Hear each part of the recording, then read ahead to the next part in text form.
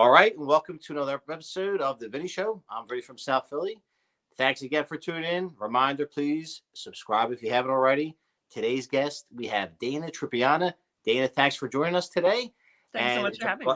It's a pleasure. And let's jump right into it. Tell us a little bit about yourself.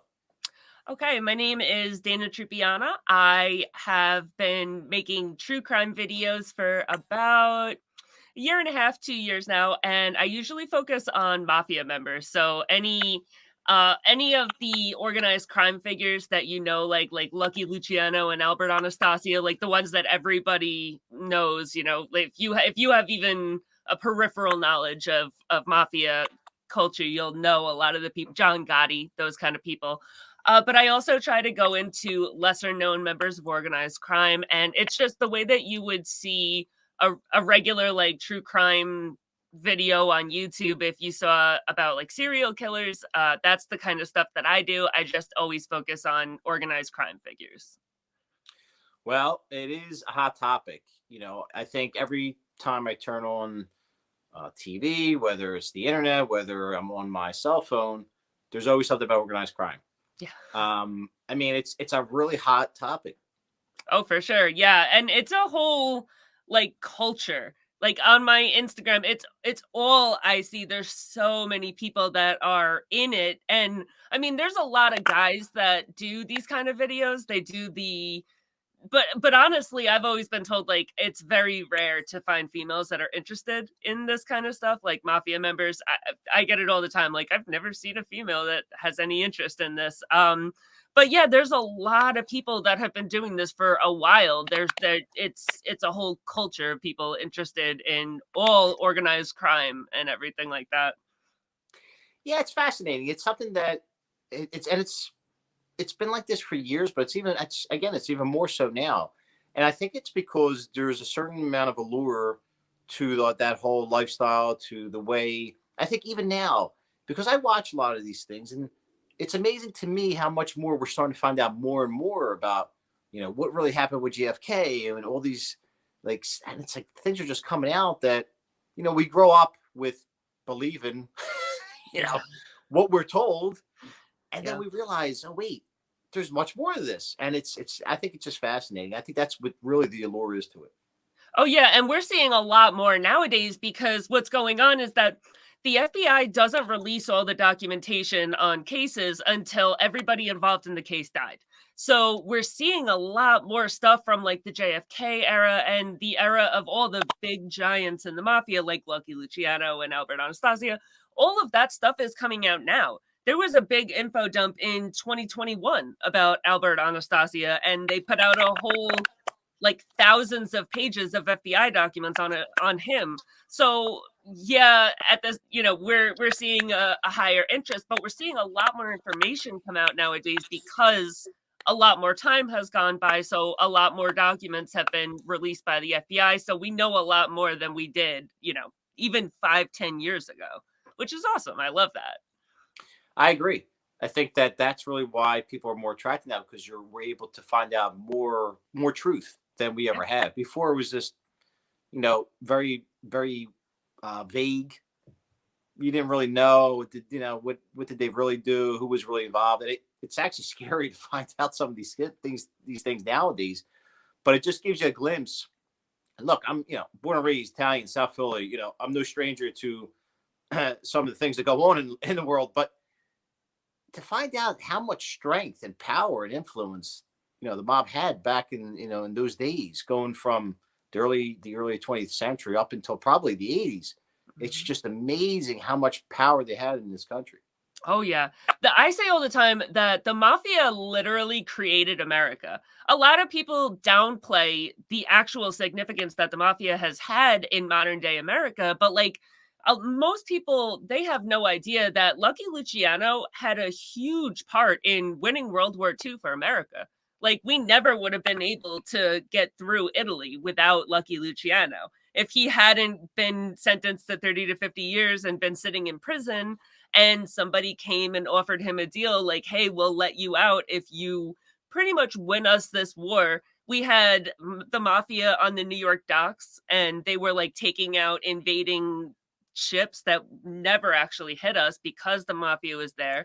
And then we had the mafia in Italy that was the connection between Lucky Luciano and like the US Navy. It allowed them to get through Italy. And then you look at places like Las Vegas, you got Bugsy Siegel and all the mafia behind him.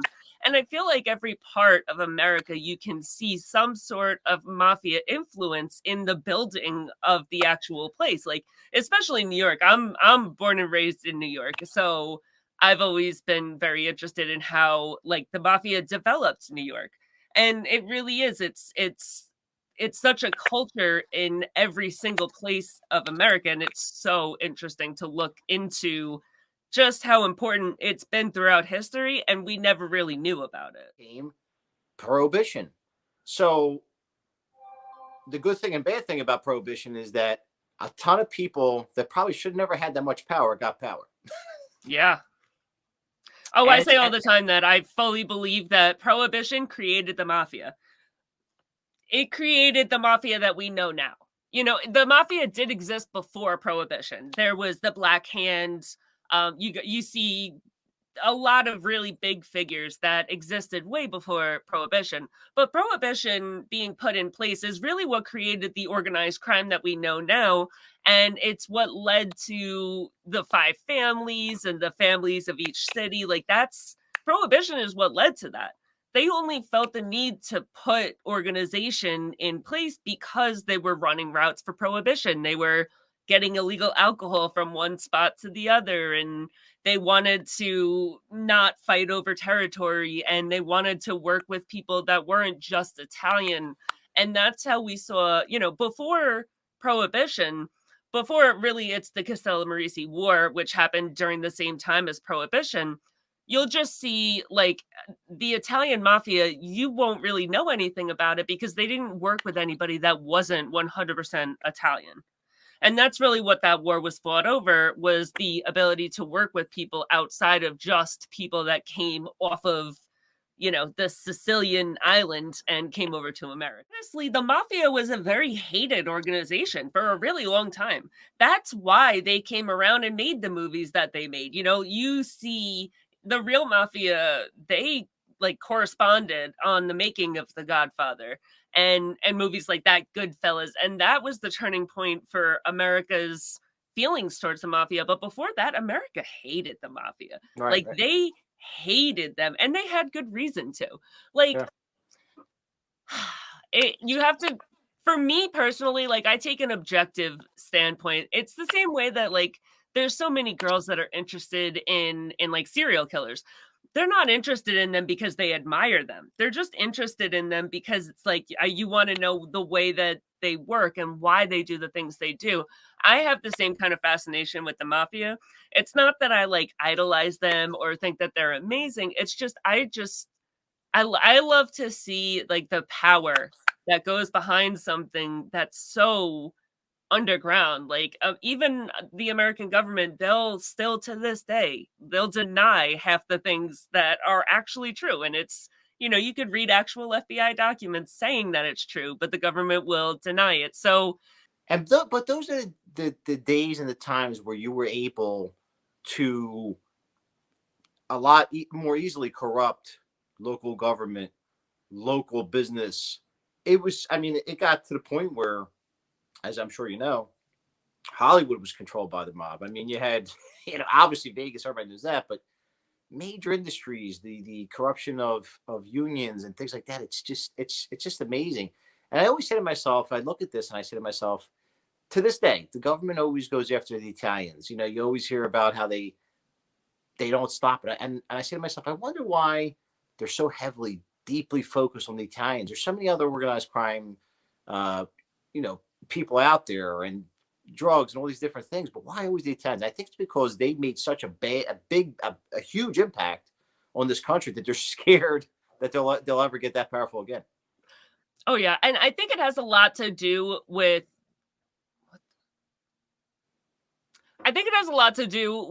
how how organized it is. You know, when you're looking at there's other gang guys that I think that the a huge part of the allure of the Italian gangsters is because when you think of an Italian gangster, you don't think of someone with baggy pants and a hoodie. You know, you think of somebody that is in a full suit and they're in boardrooms. It's white collar crime, and I think that that has a lot to do with the allure of it.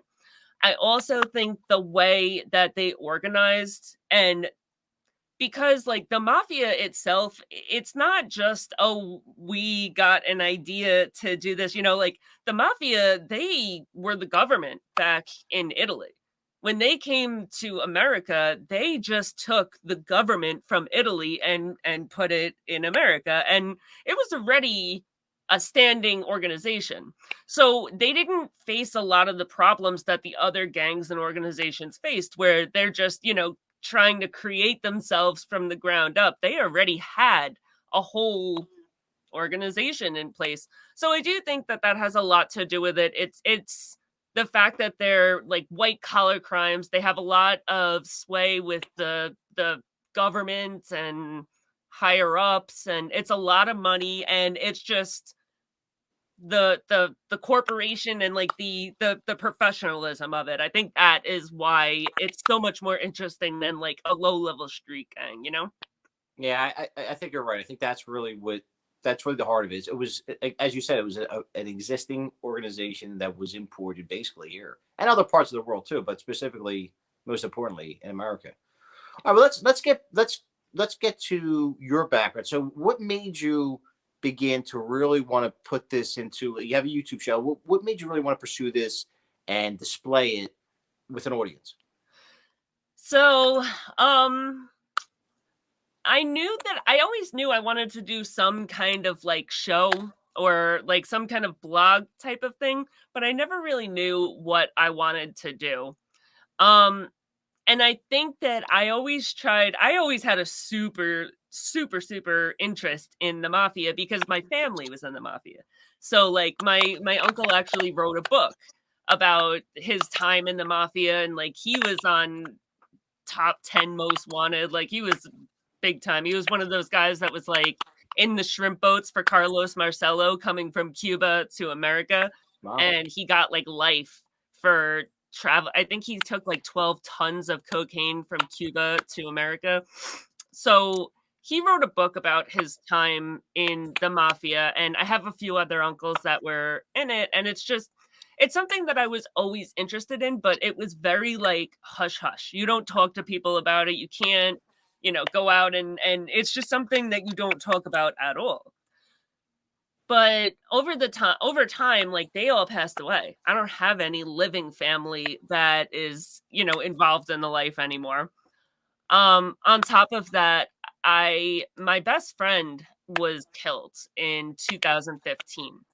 And that had a pretty big impact on me because, like, when it happened, it was glazed over. Nobody cared at all. And it was so wild to me to see, like, somebody just be killed and nobody care at all. And I was like, I like swore to myself, I'm like, I'm going to build some kind of platform so that I can get this story some kind of attention, and for other kind of stories too of people that deserve attention and don't have a place to put it.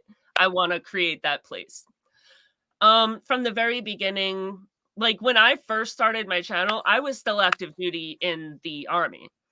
And I've always made a very important part of it be like mental health. So I talk a lot about my own mental health. I was mm, retired out of the army for like mental health reasons, and I like to talk about that a lot just to kind of a lot of people that comment on my videos, they say like, you know, it helps to know I'm not alone in this.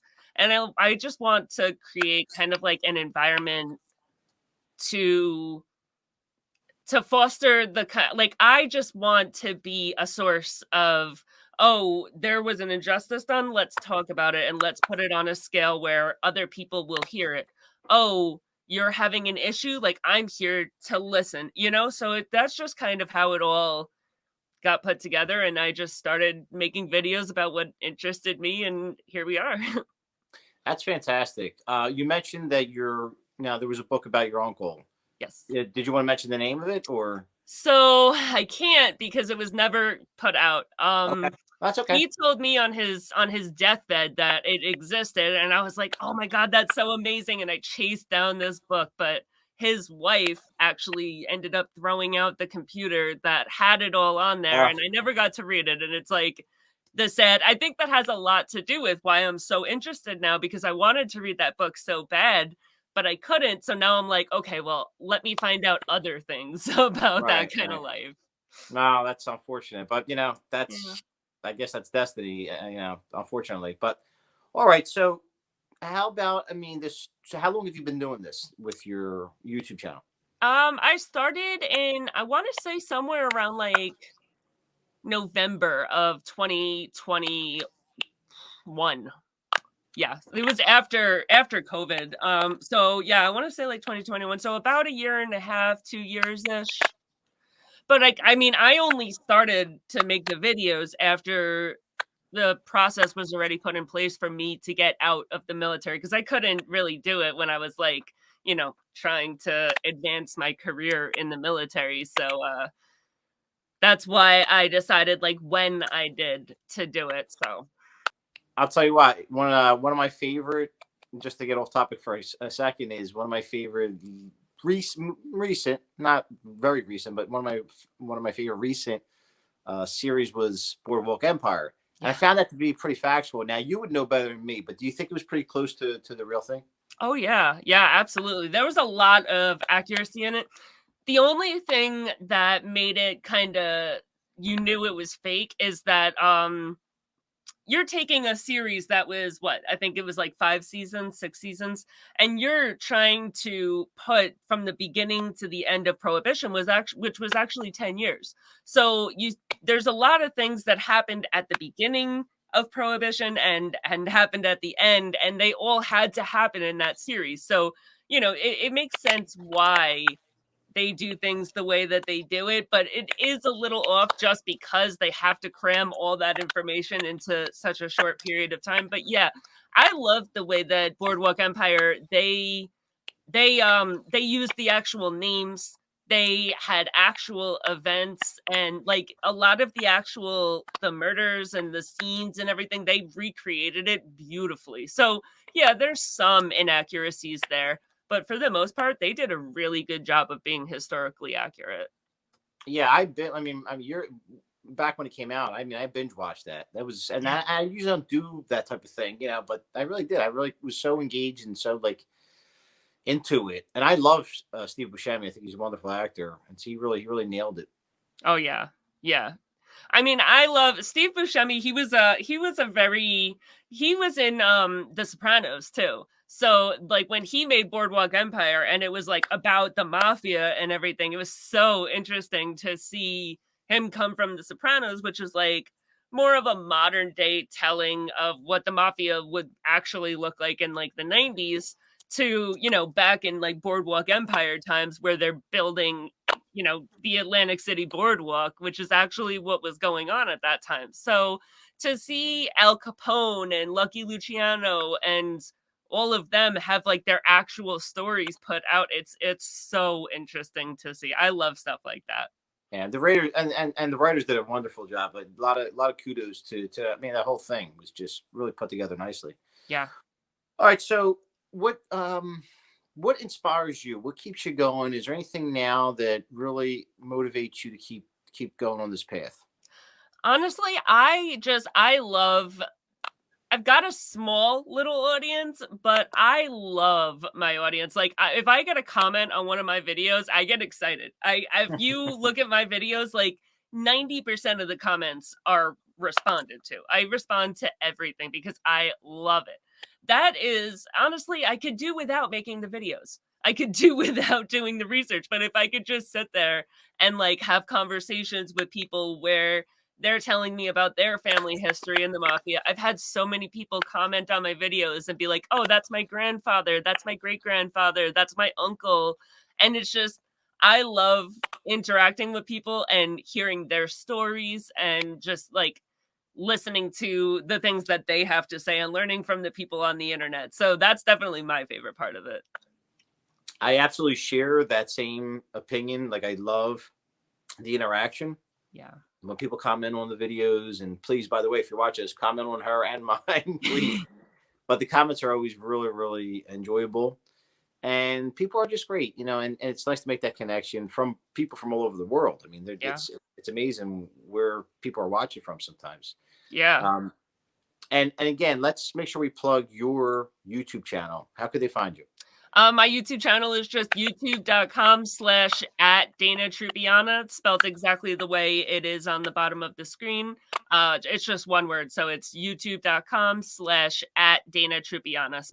I think TikTok, it's Dana Truppiana too, but it really does. I'm never on TikTok. So if you want to find my Facebook, YouTube, Instagram, you're going to find me with that. Go on my YouTube. There's even like a whole playlist of things that are featuring me that I'll go on other people's channels and do stuff. So if, I have some of this stuff over there, and yeah, it's just people from within the culture of Mafia enthusiasm that I've just been very blessed to have interactions with some of the biggest people that do it. Great, and we'll definitely check that out. Now, I guess we're a couple more questions, and then we'll wrap it up. But what is your opinion of a lot of these people that maybe cooperated, that were informants, that now have shows or clips on social media? Because I'm finding out, and a lot of these people are kind of getting debunked. Maybe they're exaggerating things, or I mean, to me, it's a bit bizarre. I have to admit, it's a little bizarre, because people seem to be more fascinated with people that have cooperated with the government, hearing all these stories. Because, okay, I get it, it's a glimpse inside, but some of it is actually false, and it's been debunked. I mean, what's your opinion of that? I have yet to find somebody that was like a rat to the Mafia that I'm just like, oh, I don't even care that they ratted. I really like their, I've never been like an admirer of that. Like, especially you got people, I'm not going to name any names, but there is this one dude that is a Mafia rat, and he tells the most asinine stories. Like, this man will literally sit here with a straight face and be like, oh yeah, I was at the airport when Lucky Luciano died, and I was there in the car with John Gotti when Paul Castellano was getting killed at Sparks. It's like, oh, okay, man, sorry, you didn't realize that you were at every major Mafia event that ever happened. Like, oh, shut up,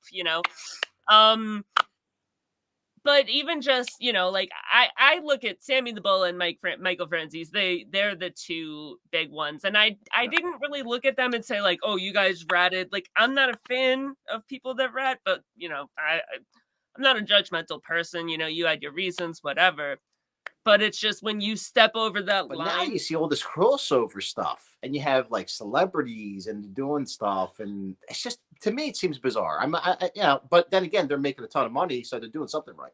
To be fair, there has always, like, throughout all of time, there's always been like a crossover between like Mafia culture and like the entertainment business. Like, you even go back to like Joe Gallo. Joe Gallo, to this day, it's an open case and nobody knows who killed Joe Gallo. So the reason that they were in the restaurant is because they were like doing movies. One of the guys was doing a movie about Joe Gallo. So there has always been some sort of like, Hollywood and Mafia, like a mixture, but not the way that it is now, because now it's like, oh, you ratted on the Mafia, you're so cool for ever being involved in it in the first place, and that's not how it was back then. Back then, it was cool if you hadn't ratted, like if you're sitting in jail doing time because you wouldn't open your mouth, that's what made you cool. And now it's like, oh my God, you stepped foot in Mafia territory for 2.5 seconds and never did anything to support that. But, your name is important. So I will sit here and listen to you talk about God forever, So it's just, it just depends on the person. The thing that bothers me is the self-righteousness of it all. Not like, I think that the ends don't always justify the means, you know, like it's just a different era that we're in nowadays. And it's hard to look at that difference of like, okay, you real life put people in jail. There is real life people sitting in prison because of you right now. I can't really look and like idolize you and think you're so cool and listen to your videos. You know, it's just it's hard. Yeah, I agree. I mean, I guess it's just that that's the flavor of the of the year. People are into it. I don't know if if it'll ever die out though, because again, the lure with organized crime and all that stuff, and the romanticism, it Yeah. stays the same. It keeps lasting. You know. I don't see So that going anywhere anytime soon, honestly. Like no, I don't think it's so. that'll be a thing forever. Of course, like you always watch the beginning of mob movies and are very it's very exciting, but the end, people forget the end of it. I was gonna say a huge part of that is like you watch the beginning of Goodfellas and it's like, oh, we think that the guys that go and sit in a cubicle from 9 to 5, they're the schmucks, they're the blah blah blah. We had everything handed to us. But not a lot of people sit through that 3-hour movie and see them at the end either testifying or dying or Yeah, like yeah, there's not very many options. There's no old gangsters, not any current nah, ones, you know, like back then when there wasn't cameras on every street and social media everywhere, maybe. But nowadays it's just not going to happen for you, you know, like nah. The so government's it's definitely it'll always I think it'll always have some kind of allure for people, but it's definitely dying down. It's not as much as it used to be. government always had unlimited resources, but now technology, it's you can't really. I mean, it's not happening. And they took over a lot of the rackets that made a lot of money for organized crime. You know, the lottery and Yeah. you name casinos, and I mean they pretty much became what they were fighting. I think it also has a lot to do with the people as a whole too. Like back then, you look at like there was murders that would happen and it would happen in front of 200 people and all of those 200 people wouldn't open their mouth. And nowadays, people are a lot more like they'll whip out their phones and they'll record and they are all too eager to hand that recording over. There's not really much of a sense of community left anymore. And I think that that's what makes it a lot harder to operate in that world is just like the whole like idea of omerta and stay within your community and be quiet and everything. I think that it has a problem when in modern day. Yeah, it's a reflection of society itself. Society's changed. Yeah. We keep talking about neighborhoods changing, but the mentality's changed. It's Yeah. it's a fact of life. So it had its time and its era, and now it's just a different time. Listen, I think that's all the time we're going to have. But I really, really enjoyed this conversation with you. I think you're amazing, and I wish you a lot of luck in the future with your show. And again, we're going to find you on YouTube. Please make sure you check her out on your YouTube channel, and her social media, of course. And don't forget, please, if you haven't already, please subscribe to the Vinny Show, Vinny South Philly. Appreciate all you that have already joined and subscribed. And Dana, thanks again for joining us. Thanks so much for having me. Have a great night. Thanks so much. All right. Thanks again, everyone, and have a great night. Bye, Dana. We'll talk soon.